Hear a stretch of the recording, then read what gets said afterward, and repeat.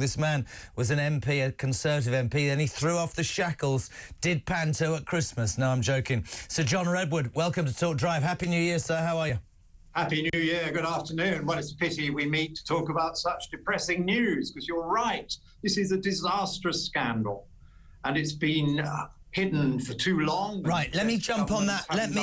Let me jump on that word. You were an MP for many, many years. It's very easy and quite right to jump, and I'll continue to jump at Sir Keir Starmer. I think he's a ghastly human being who needs ousting very quickly before this country falls. But, Sir John Redwood, for many years, reports were carried out, the things that were found were not implemented. Your government, 14 years. Can somebody explain to me why in the pit of my stomach I have a feeling that this is being covered up, goes much higher and much deeper, and this is a systematic national disgrace waiting to blow up in their faces? That's how I feel about it. I could be wrong. Yeah, I think many of us have only just realised the scale and the full horrors of all this, because there wasn't enough out in the public domain. And if you weren't an MP specialising in this area, you didn't do enough. And it was all part of the tragedy that there wasn't a spotlight thrown on this. And people weren't aghast in the way it should have been. But we do know quite a lot of people in senior positions in successive governments and in councils and in social service departments. People paid a lot of money to safeguard young girls, for example, were aware of this. They must have known the scale, certainly in their own town, and some of them with their wider duties nationally, and they didn't do enough. And I think the public is absolutely scandalised now this is at last all coming out, just as they were scandalised when a TV show blew the whistle on the dreadful treatment of post office staff. But this is even worse, because this is wrecking the lives of young girls. It's using force against them. It's often rape. I hear there are drugs involved, which could ruin their life for much longer, treating them appallingly. And not enough adults in the community that knew this was going on blew the whistle and said to the accountable authorities, you've got to change your attitude, you've got to do something. That's why we need this immediate inquiry, and why we need far more openness from all those who did have this information crossing their desks. I find it abhorrent. I think it's a disgraceful stain on us as a society. I've said repeatedly, Sir John, that presumably any a civilised society looks after, first and foremost, two groups, the young and the old. It's easy to criticise Starmer about the winter fuel allowance and yesterday's news that he wants to cancel prescriptions for over 60s, but this has been going on forever. I'm going to share a story with you, which Ryan will probably headbutt the desk, but I can do this because it was me talking to my old man many years ago, and he worked for the royal family for 41 years. There was a well-publicised scandal that took part on the Royal Yacht Britannia in the 90s, a sexual scandal between several sailors. That's all I'm going to say, right? Fact. And I remember talking to him about this, and he said to me that in the process of several of these sailors, particularly one being brought to task, he said, and I quote, if I go down, several people that you wouldn't be able... I'm not even going to say, but I mean, he implied lords, MPs, royalty, actors, bishops, famous... He said they'll go down as well, and it was not... It was covered. And so I sat here this afternoon and over the last 2 days hearing this story about the grooming gangs, and all I can think to myself is, if this does go deeper, this is a disgrace and absolutely needs to be shredded and found out to be the truth for these victims, Sir John, surely. Yes, it's horrific, and none of these cases passed my desk in my constituency. I hope if they had, I would have taken them up immediately. I did with post mistresses and masters, and from very early days say this is wrong, and was one of the few voices trying to get redress and a change of approach. That's what MPs are meant to do. But the bigger question is about people in government, both senior officials and some ministers, and certainly the people on big salaries heading social service departments in councils, because we are paying millions to these people to help us safeguard young people and to look after the elderly. And this is such a colossal failure. It is, as you say, Can you imagine if we looked at another Can you imagine if we looked at another country and heard this? We'd say that was barbaric. We'd call this. We'd call it every name under the sun. This would be deemed quite rightly as abhorrent in terms of how we see ourselves. This has happened in the United Kingdom, for God's sake. Well, this is no decent human being can defend this conduct by these older males.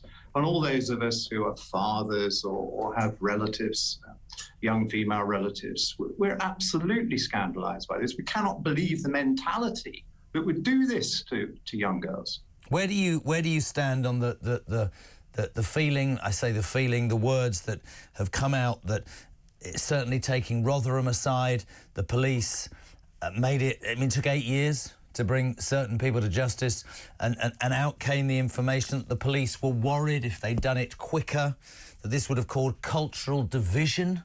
I mean, where I come from, if you break the law, it doesn't matter where you come from or the colour of your skin. If you break the law, you should actually be, you should be reprimanded and you should be sentenced and you should serve your time for the crime. But, Sir John, we're now at a point where even the police are saying, it might be dangerous to do something about that because it might upset some people. What does that say?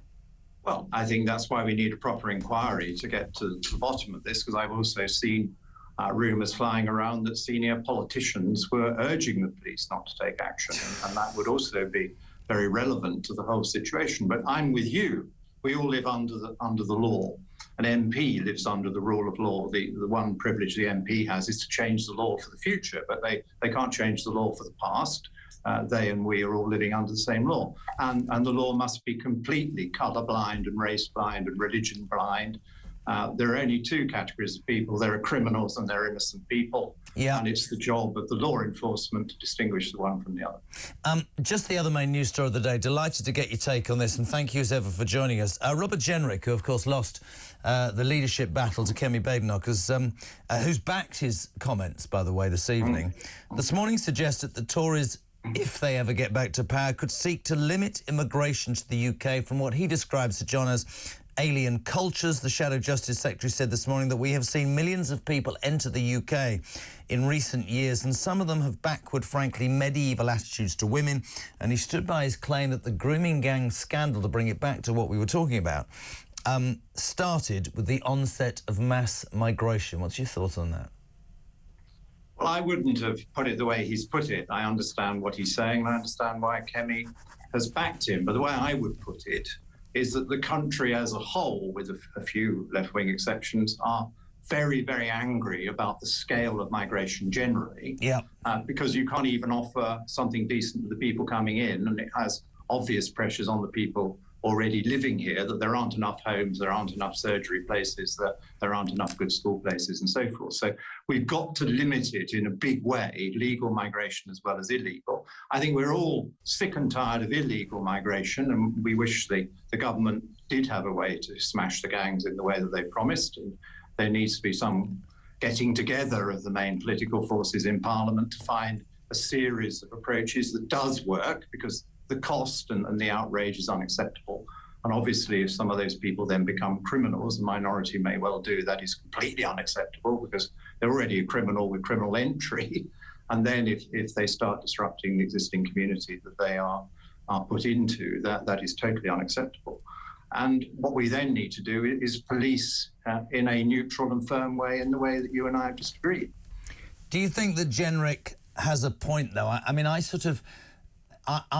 get what he's saying, but I agree with you, actually. Maybe the words, alien cultures is going to kick off the left wing. But the truth of the matter is, and I said it earlier, and I'd love to put this to you, I sort of think this country has been based on many great things, morality and humanity and helping others who need it. But we have turned, in my opinion, into a nation that I'm afraid is soft, that seems to put many of its own deserving people at the back of a queue in our I don't know, in our quest to be seen to be. I don't understand it. And I think what he was probably trying to say in really bad words is charity begins at home, and if you are going to come to this country, you need to give something to this country rather than spend your entire time bashing this country, trying to destroy everything that you apparently were interested in coming and endorsing, and now you're trying to slag it off and change it. Would that make sense? I think that's probably layman's terms. Part of what he was trying to cover in what he said, but I think there are quite a lot of people who were born here that slang off our country. Yeah, that's true. For reasons which are equally irritating. I mean, what I would say is that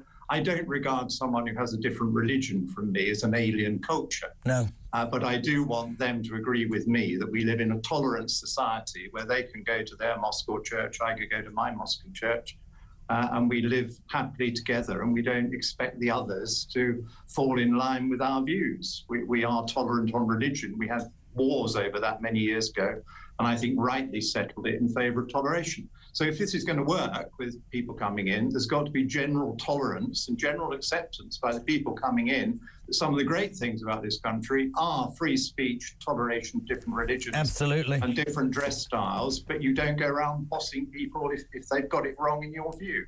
Final moment for you, and I bet you're glad you're not in Parliament anymore. Elon Musk, talk to me. Elon Musk. Yes, well, he's stirring it all up, isn't he? Well, I must say, I did like the quote. Did you see the quote today to Ed Davey? Did you see that one? No, I haven't seen I that mean, one. he obviously said Farage was a disgrace, and Farage, you know, isn't good enough. He said, Ed Davey said, people have had enough of Elon Musk interfering with our country's democracy when he clearly knows nothing about Great Britain. It's time to summon the US ambassador to ask why an incoming US unelected official is suggesting the UK government should be overthrown. Elon Musk, what exactly do I fail to understand about your failure to stop the mass rape of little girls in Britain, you snivelling, uneducated cretin? Which actually is quite a fine response from Elon Musk. What's your take on this?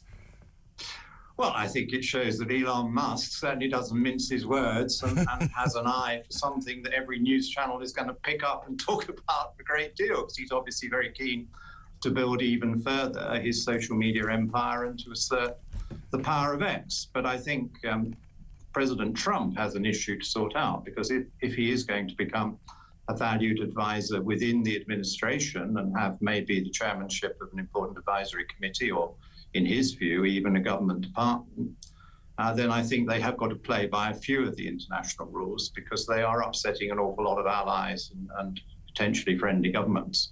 And I see the EU, in its usual way, is now thinking of taking him to court, because they always reach for lawyers when there's something they don't like.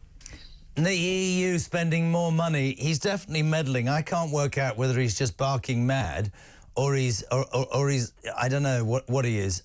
Just quickly. Well, I think he's a great publicist who's on a high, because suddenly the whole world is talking about what he says and is listening to him. But if he wants to be a genuine help to President Trump, he has to understand some of the old rules about diplomacy and not interfering in other people's politics make some sense. Well, this is breaking news, by the way. The billionaire's father has literally, in the last few minutes, revealed that Elon Musk wants to buy Liverpool Football Club. So I've absolutely no idea. Wow. He'll be able to afford that. He's made so much money. Can I ask you a question as an MP, a Tory MP for many, many years?